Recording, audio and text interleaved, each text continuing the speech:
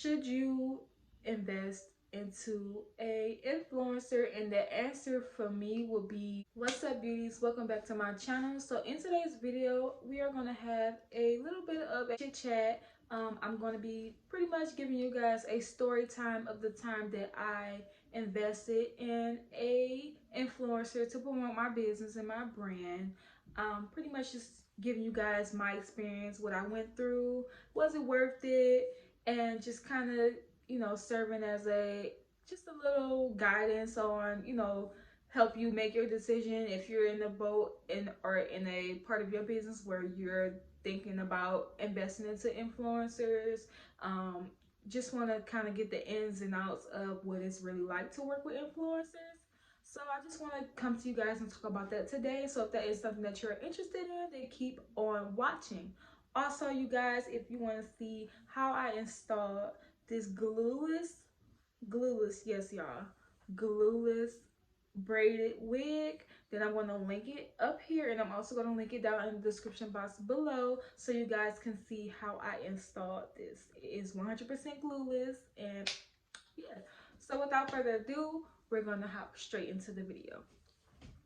So this year, at the time of this recording, it is December 2021. So in July, between June and July of 2021, I decided to take a leap of faith and kind of, just do something new and different and invest into influencer marketing. A lot of people, a lot of the gurus and stuff like that was saying, like, influencer marketing, it help you get your business out there, it help you get introduced to to other people's audiences. So it just in case like you don't have an audience, or you're just trying to pretty much get more exposure for your business, more sales, things like that. Usually influencer marketing is intended for brand awareness, but sales can come from it as well. So back June, July, I took it upon myself. I decided, I said, okay, I want to start actively looking for influencers so that I can get my wig business out there. I started,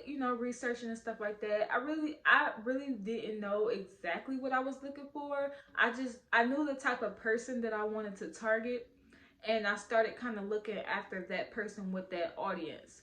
I reached out to a lot, and when I tell you a lot, I reached out to a lot of influencers, and a lot of them left me on red. A lot of people started hitting me up because I did put it out there that I was looking for, influencers and brand ambassadors. You will get those people who are looking for free hair, or what I'm saying, they really just want to support your brand, maybe. So hitting you up. But when you are investing into influencer marketing, you have to be so strategic, to the point, like literally down to the details of things, because I'm gonna just get into that. I'll just tell y'all my experience, and then we'll go from there. So I found the girl on Instagram. She was like blowing up at the time. This was when reels kind of started popping, and it was like getting more out there. And her reels, I will always see her reels on my For You page, and it will always go viral. I'm like, okay. And then at the time, she worked with another hair company. So I'm like, okay, she already worked for a hair company. She did a good, amazing job with that hair company or whatever. And she's getting views. Her following is increasing. I'm talking about like 1,000, like on every 2 days type of stuff. And I'm like, okay, she kind of got my target audience. She make good content. She already working with other brands, which means they see potential in her as well. I'm like, okay, let me check her out. Let me see. So I hit her up. The conversation was going good. It was going amazing. And, I agreed. I said, okay, you can pick whatever wig that you want from my website, and I will send it to you up to 30 inches. Sis, red flag number one. When you are working with any influencer, it's okay to allow them to pick what they want, but you need to be detailed and specific as possible, to the point where, like, listen, I'm sending you a 20-inch straight. You need to be as detailed as possible. It's okay to let them have creative, directing over, stuff, but have some control and know exactly the direction that you want to go, because 30, you know, y'all 30-inch wig, and it was a frontal wig. Well, it's not cheap. Like, so, you know, I agreed. I'm like, okay, I'm gonna send you a 30-inch straight frontal. That's what she picked out from my website, my boss unit. Retail, that wig is almost $1,000. So I agreed to send it to her, and she had a fee on top of it. I think it was like $250 or $300, something like that. I can't remember.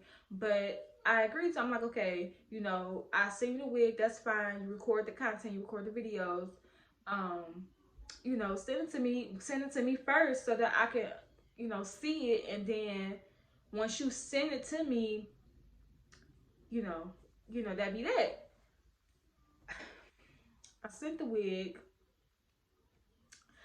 All in the, you know, in the middle, in the midst of the transaction or whatever like that, me sending her the wig and stuff like that, we, you know, we texting back and forth and stuff like that. And you know, she geeking me up, and she's like, yeah, I can't wait to, you know, make the content. It's gonna be good, it's gonna be cute, and you know that. So she finally got the wig, and she did the videos.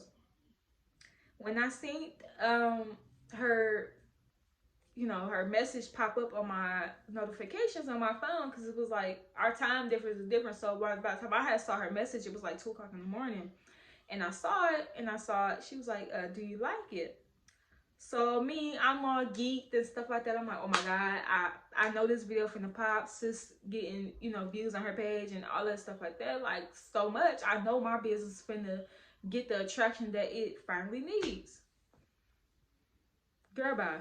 So I clicked on that video, clicked on that message. She did a good job as far as her, but the way that the wig was presented, no, ma'am, no, no, it did not look nothing like how I sent it. Um, it just looked, it didn't look it. Mm-mm. I don't know what she did with the wig, but it looked it like a wish wig, and I was just so disappointed and so irritated, because I'm like, dog, for one, I can't post this on my page because it doesn't look good. It doesn't um it would not appeal to the audience that I'm trying to attract, for one. Two, it's like, you know how you be so happy and anxious and anticipating for something to happen, and then when you finally get it and it's not what you expected it to be. It was one of those moments, and then it was just like, damn, like, not only did I take a L on a basically $1,000 wig on top of the $250, $300 that I, you know, sent her. All together, I just took a L on like $1,300, and it's like, you know, I didn't, like, you know, like, talk bad about her or nothing like that. I didn't put her on blast. I'm not even gonna put the video or anything like that in this video, just because she's still a sweetheart at the end of the day. She still did what she was supposed to do. It just was not to my liking and what I wanted to do, as far as how I wanted my product presented. It wasn't in the best way and shape or form that I wanted it to. And in that, with me investing into that influencer, it was, at the time, I just saw, honestly, I just saw numbers. I saw her following growing. I saw that she, you know, she knew what she was supposed to do and do the job.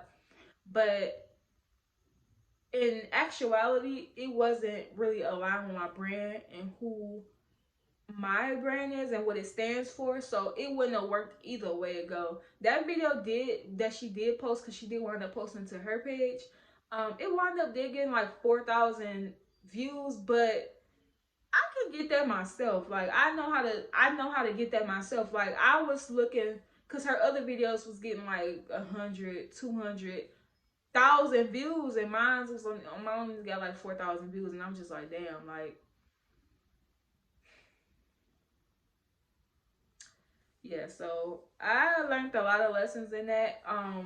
You really, if you're going to work with influencers, I just suggest that you literally have a blueprint as to what they need to do, what's expected, and really just like you have to be so detailed and so specific with these people. Like if you want them to move left at 0.5 second and then turn, hurry up and turn, like you need to detail that and let them know that. Like you can't, you can let them be free, like I stated in the beginning of this video. You can let them be free and do what they need to do to get the content out, but at the end of the day, it's still your business. Whatever they're putting out, you're spending money, you're taking a risk, and you're doing this, that, and third. You need to make sure that it's on point and is what you are expecting it to be. You can't. Luckily, I had money put to the side and stuff like that. Like, what if I did? What if that was my last? Like, I would have been looking stupid. Like, I would have been mad as hell. But you can't, you can't let stuff like that, you know, another business owner would have saw that and gave up on that business. And in business, you are going to, it's going to be a hit or miss, especially when you're dealing with other people and putting your brand in other people's hands. Um, will I work with influencers in the future? Maybe. But what I have found, to be honest, is nobody is going to do it the way that you can do it. Nobody is going to promote your business the way that you can. Nobody is going to put that much effort and time. Only you can see what you see inside of your head. You know the vision that you're going for. You know what you're looking for, and you know what you want and what your customers want as well. So if you sell wigs, put the wig on yourself. Make yourself look good and presentable the way that your target audience looks, and market it yourself. You will go so far, just doing certain things yourself. And then that way, when you do get up there and you can invest into, influencer marketing and paying people to invest in your brand, that way, if you do come across a situation like that, because honestly, to be honest, I just think that she didn't know how to style a wig, or just put it on and stuff like that. You could have just had a hairstylist on hand. Like, listen, when sis get this wig, I need you to install it for her, so that, you know, and I could have been on set with her, telling her, like, listen, I need you to do this, that, and third. And yeah, but it didn't go down like that. Do I regret it? I used to, but I don't anymore, because it's all a learning lesson. Being in business, it's gonna always be a learning lesson. Um, you got to be open to losing money as just as well as you're open to gaining money. It's just all a part of the game. It's all a part of the process. We're learning, we're growing. A lot of us are first time entrepreneurs, so we really don't know what we're getting ourselves into. We are just trying to make the best moves that we think is the right moves. And sometimes we got to take the L sometimes, and that's what happened. Um, yeah, that's pretty much what happened. So should you invest into a influencer? And the answer for me would be is when the time is right for your business. You will know. And also too, before you even invest into any type of marketing, it don't matter what type of marketing, influencer marketing, email marketing, ads, it don't matter what you're investing in. You need to know exactly, crystal clear, who your target audience is, because that is going to play a big factor in everything that you do in your business. Everything. I'm talking everything, down to the products that you pick, down to the people that you select. Because you can pay an influencer to promote your brand, but what if they do something that's just totally out of alignment with what your brand stands for? Not only will that influencer catch it, but your brand is now attached to that person as well. Because so you have to make sure that you be careful with stuff like that too when you are promoting with influencers, because you just never know. And you don't want your name dragged in no BS. Like, especially as a small business owner, you don't want your business dragged in things that, it'll be hard for us to come back from. So this is the end of this video. I hope you guys enjoyed it. I hope that my story, don't take it personal. It was just my story, just my experience. Will I work with influencers in the future? Yes, I will. But as of right now, I'm going to do my own thing and see what works for me, while I figure out, like, exactly who my target audience is and who exactly I want to serve and who aligns with that audience, before I jump into just metrics, which is likes, shares, views, and stuff like that. Because at the end of the day, if it ain't making you no money, it don't make no sense. So likes don't pay the bills, views don't pay the bills, followers don't pay the bills, invoices, sales, Shopify notifications pay the bills. So with that being said, I hope you guys enjoyed this video. If you have made it to the end of this video and you have not already, be sure to hit that subscribe button and also turn your post notification bell on so you won't miss when I upload. But until next time, you guys,